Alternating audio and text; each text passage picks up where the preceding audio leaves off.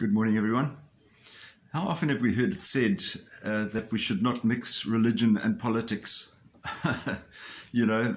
Because we have different views. Even in our country, we know that the state approves of abortion, for example, but obviously we don't as a church. And so you get people being given different messages, and often I think people get confused by that. There's always been a kind of a tension between politics and religion. Today we celebrate the feast of Pope St. John I, who lived in the early 6th century. And he was a man who was obviously leading the church, but in a situation where there was great challenge with some of the local authorities.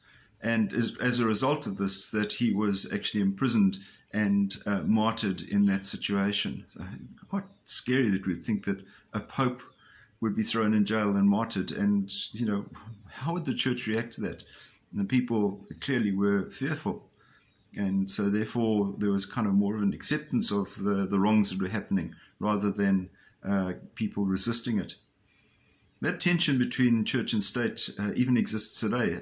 If we'll have a look at what is going on in discussions at the moment in terms of polygamous marriages, we as the Catholic Church know that there's only one way of marrying, and that is the way that we stick to as the Bible lays down.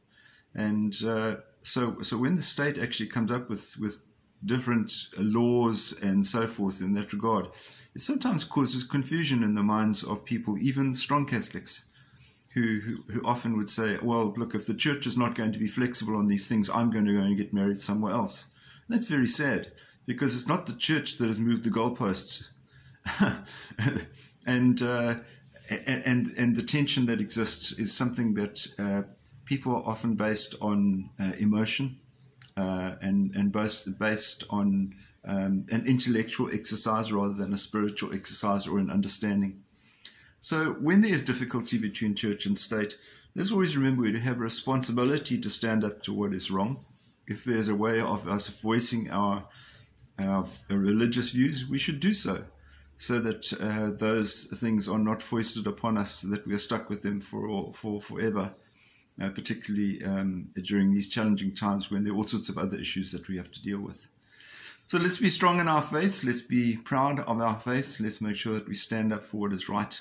And let's make sure we have a full understanding of what the church is saying before we make any judgment against it. May you have a wonderful and a beautiful day.